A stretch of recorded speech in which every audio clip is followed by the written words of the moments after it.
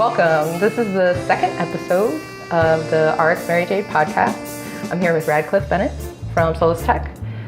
They do digital lights and such for grow rooms, and they actually had grow lights in, on Netflix. Oh yeah, we did have our lights featured on a Netflix documentary. That was a few months ago. Yeah. And with the show too, the one that recently got canceled. I think it was called Disjointed. Yes, Disjointed. Yeah. They actually had the lights on that show too, so I remember that. That was a feature, yes. So two things.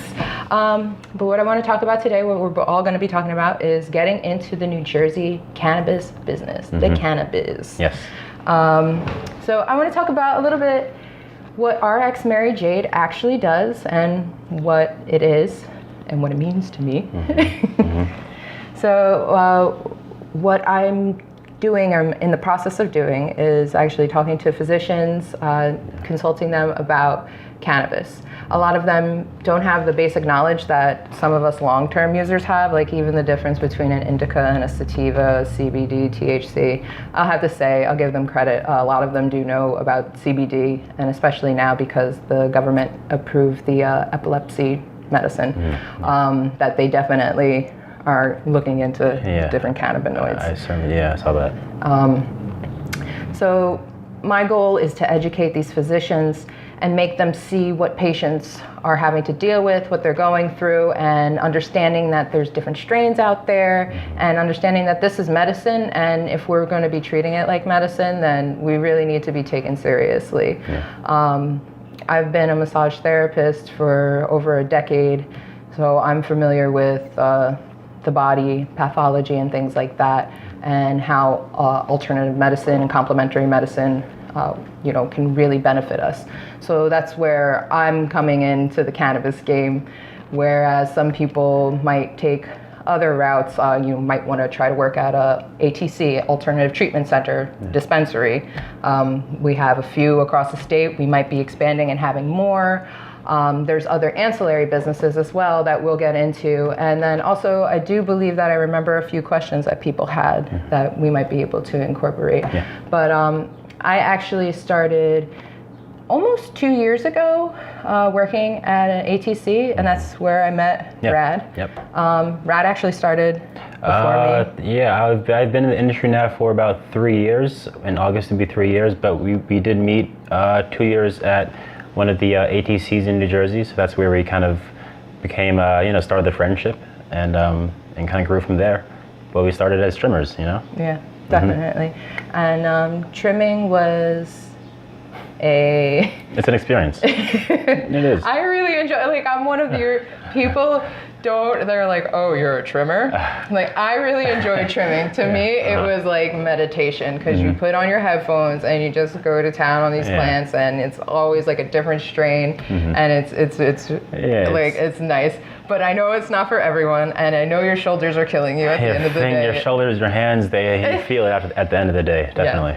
And so that's definitely it's a starting point. Yeah, it is. It is. And what people aren't expecting about New Jersey is the wage working in ATC. Certainly, yeah. I mean, it's difficult to get in, but you have to be persistent. And like you said, once you are in the industry, whether it's in an ATC or an ancillary business, it's a matter of wage.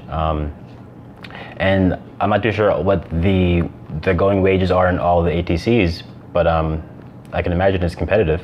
Yeah, it's to be real with people. It's probably starting at $10 at most places, and you can work your way up from there. A lot of these other, I almost said countries. A lot of these other states, well, countries too, actually now Canada. Yeah, it's spreading. Yeah. that these people might be able to get paid a little bit more because it's a larger industry, or there's more perks involved. We don't have that recreational thing where say Weed Maps can come in and just throw us a whole bunch of stuff, or we just have like a Weed Maps party or something like that, or these secret sessions. There's nothing like super glamorous about working at a dispensary. The back of the house is really awesome. Yeah. Like, it's really awesome to work in. I really enjoy it a lot. I really miss working with plants. That was probably one of the best experiences ever. Like, I didn't work directly in the grow facilities, but just even like, we recently took a tour to Garden State Dispensary, and just to be around the plants, it just was like... Yeah, you get to just, like, it's almost like a hands-on experience. You get to see how from starting from seed, going from other plants, seeds, all the way up, it's eye-opening. From farm to table. Yeah, basically. But I know that when people are really concerned with maybe becoming growers and things like that, it is best to start as a trimmer. I feel like most of the growers that we might know, that's where they kind of start. Yeah, that's how they got their feet wet, really. Yeah, like dirty.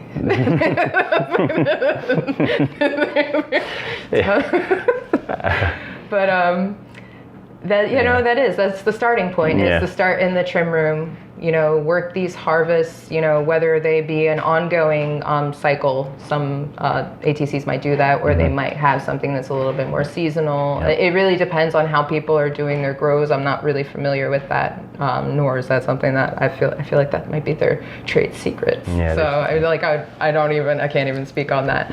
But just really, you really have to stick it out, and you have to do, you're going to be lifting like 50 pounds, like bags, and that was one of the requirements. You had to be able to move, heavy objects like gallons of water, bags of soil. If some dispensaries use soil, it depends on which aspect you're in. If it's trimming, if you're it can branch out. Yeah, it varies a lot so it is like, it can be physically laborious if you are working in the grow side. But from there, you do have the advantages of possibly interacting with patients further down the line, with actually working in the front end. That I would actually recommend to somebody who has more of we were both agreeing on this, like a retail background. A retail sense, yeah. Yeah, like I think we all agree. It becomes a lot of, I've heard someone use the term a glorified retail position. It's not I guess the kindness of words, but it's kind of, that's what it is. It becomes a glorified retail position. You're working with a lot of patients, a lot of people who need serious medical, advice, recommendations, and help. So it's almost retail mixed in with health consultations, really. Yeah, like kind of working, I'm assuming what it would be to be like a pharmacy tech at CVS. Like, you are going to be answering questions from patients, and sometimes they're angry or they need their medicine, and now they don't have their medicine, so these behaviors are happening and things like that. But then also in the same sense, because I don't want to scare people off, it is super rewarding when somebody comes in and they say, oh, I bought what was on sale, and or you helped me pick this out, and now their life did a 180. I don't have cancer anymore. Like, what's better than that? What's better than like curing cancer, like giving someone their life back? Yeah, their life back. Yeah, and then you get to see them like come in, and you get to form relationships with these people, and it's really nice, and it's awesome to see them. I always use this word, flourish, and grow from this plant. This plant that grows naturally. Yeah, right. It's nuts to see. I don't know if you thought when you first got in the industry how rewarding it would be. Growing up, we always been around cannabis. I know I have. I'm sure you have as well. Yeah, pretty much. That's kind of how, I'm sure that's how a lot of people get their start in the industry. They're just growing up, they've been familiar with cannabis. I hope the word cannabis sticks, and the word marijuana makes its way out the door as well too. But it's really a love for the plant, and then once you have that love for the plant, then it allows you to also instill that knowledge onto other people, so they can understand how it helps. And speaking about being surrounded by cannabis for the majority, I would say, of our lives. Yeah. That's one thing that I want to kind of point out to people is how many phone calls do we get of, I like to use the word, the words I should say, street pharmacists. Yeah. How many street pharmacists we had call and ask about, I put on my resume about how long, because I've been selling on the streets and I've done this for patients. And it's like, while we respect the energy, ATCs can't be associated with illegal activity. Right. So even if you have a page out there, an Instagram, something like that, promoting some type of illegal activity, they can't have that as a liability. Yeah. As much good as you are doing, they can't have you be affiliated with that. That's just not that's not a good look for them, because that's from the state. And then also, if you are like engaging in illegal activities, do you want to work for a state facility, like, something that's being watched by the state?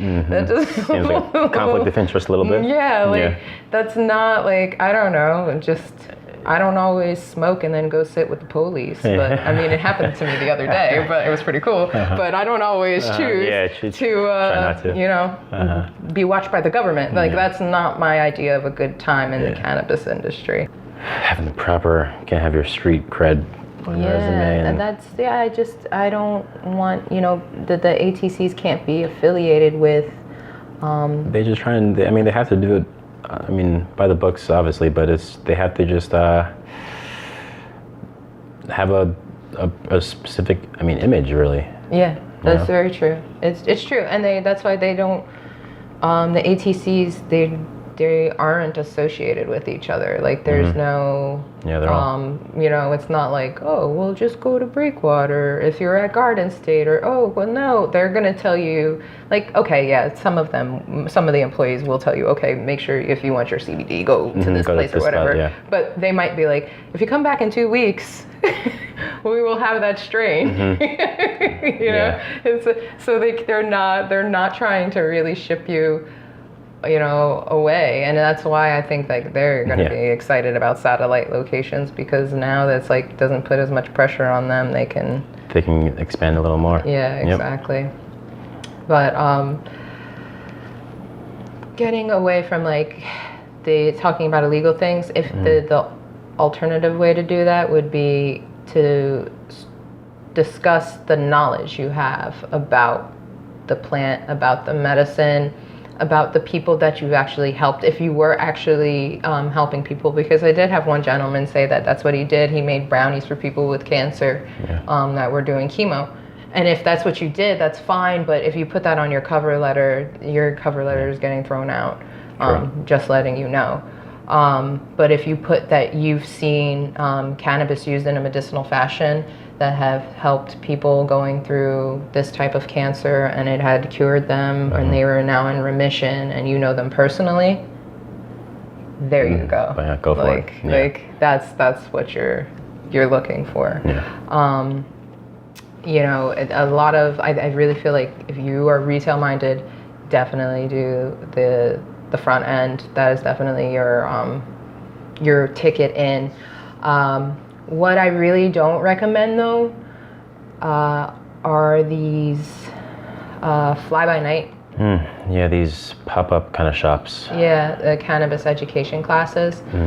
A lot of them have a certain market, too, of people that they're looking for, and it's a pattern that I had noticed, that they are looking for people that are of the lower income, that are expecting like this big cannabis boom, that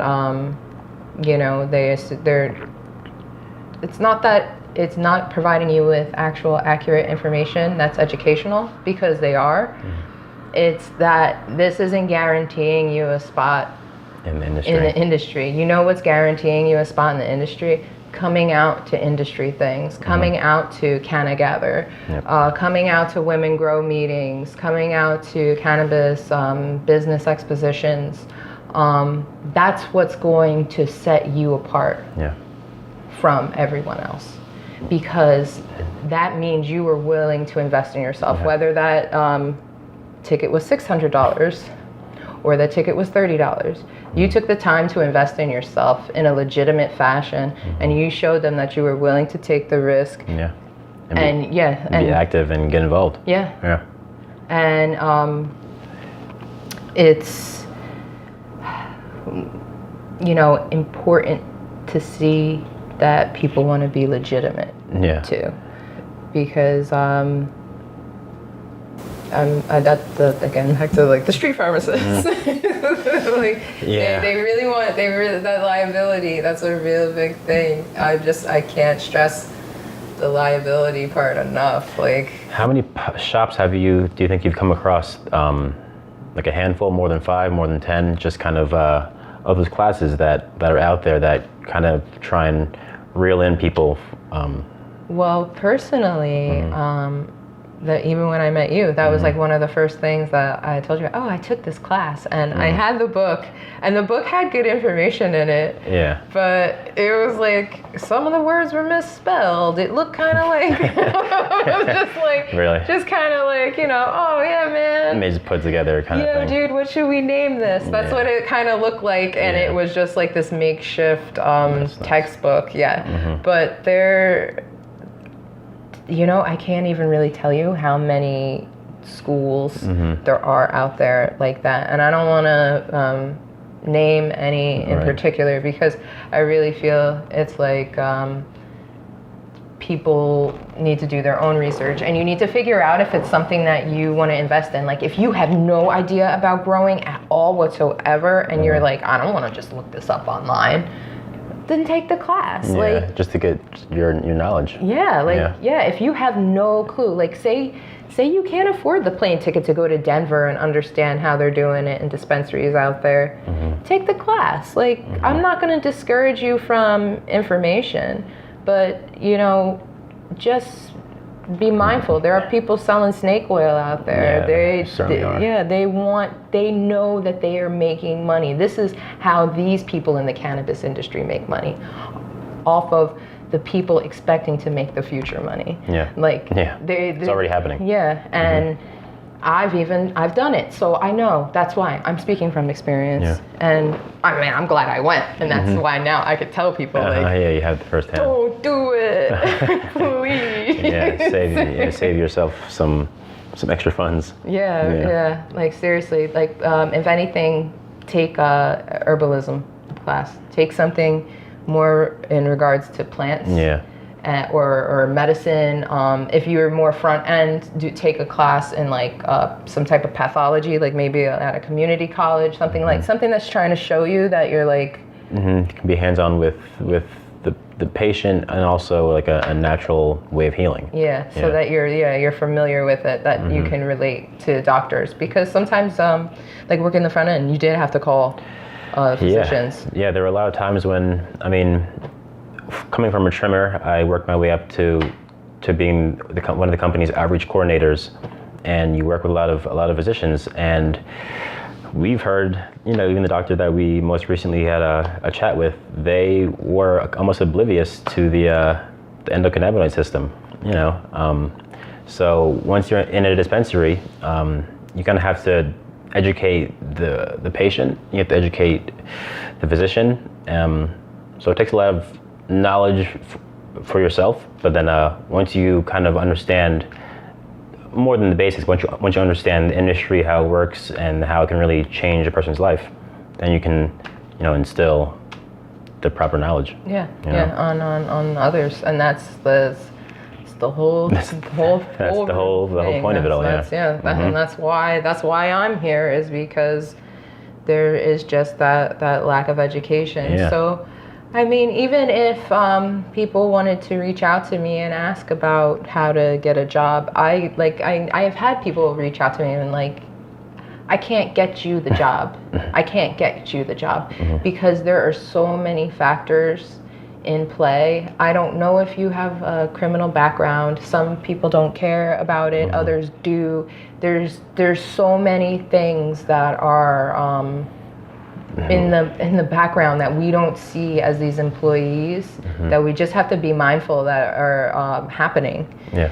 And you just gotta know your stuff. Know know your information, and just be a good worker. Just come on to work on time, come and not be super stoned out of your mind, or if you are, at least be a good worker when you are under, you know, the influence of your medicine.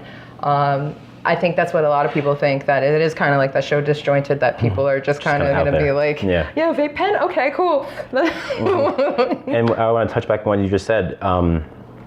It's about being persistent and paying attention. Like once, you know, I think we were, you know, there was a room full of trimmers that had to be chosen, and a lot of people were kind of, you know, goofing off. And if you get into the, you know, go to work and you're focused on, you know, whether it's just trimming and doing a good job trimming, or if it's working with doctors and patients and making sure, you know, that patient leaves there feeling, I guess you can say, nurtured, educated, it definitely goes the distance, and that's what kind of gets people to recognize or distinguish who's qualified for the you know, for the industry. Speaking about what you said on hard workers and you know, having that ethic and everything like that, I believe somebody who was more into carpentry and things like that and woodworking, and they are curious, like, well, how can this translate into the cannabis industry? How, you know, how's this?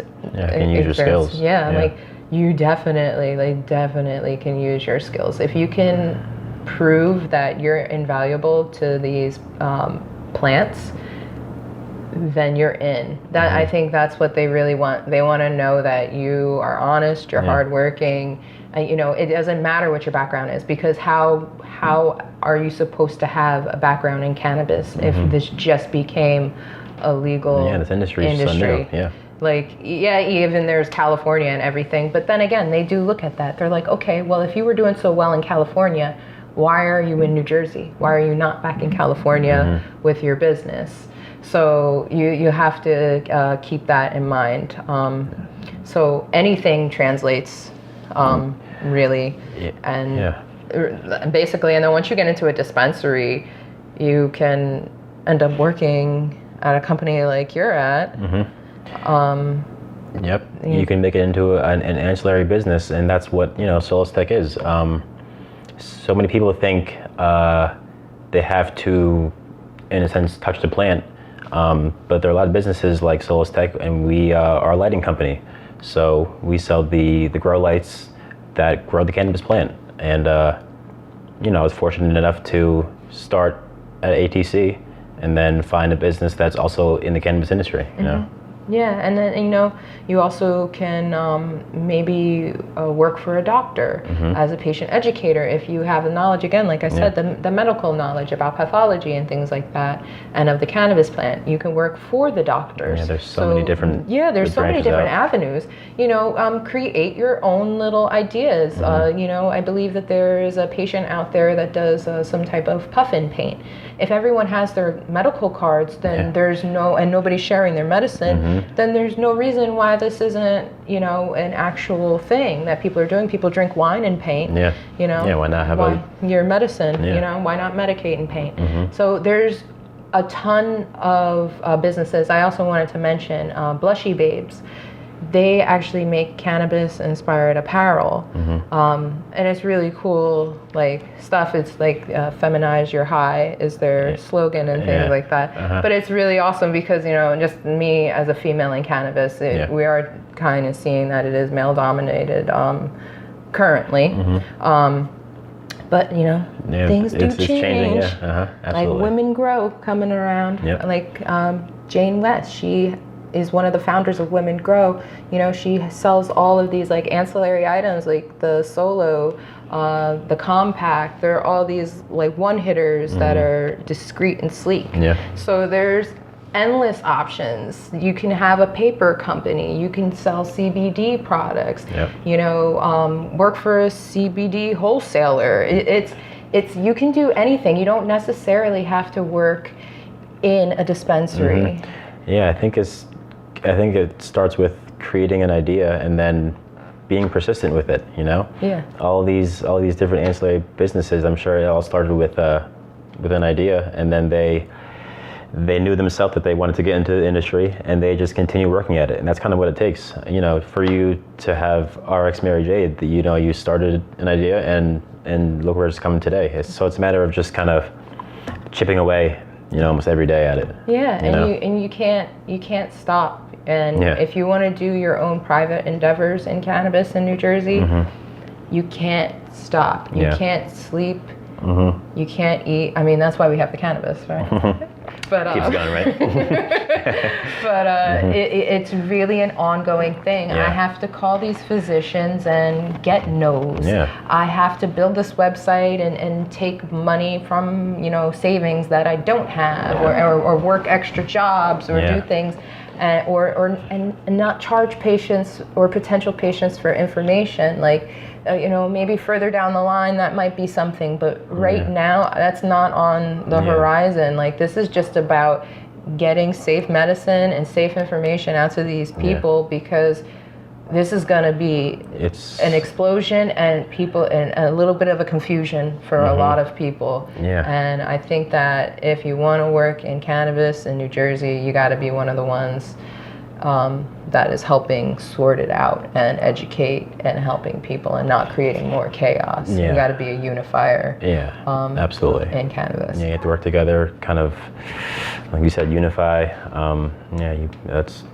You said it right. And that's why I think that things like Cannagather it's gonna be something really great. It's positive, yeah. I mean, New Jersey, it's everyone knows the cannabis scene is exploding, but our state especially, since,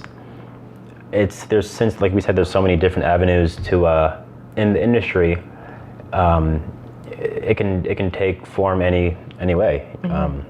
So many different possibilities. It's really endless, the possibilities, which is why I actually wanted to.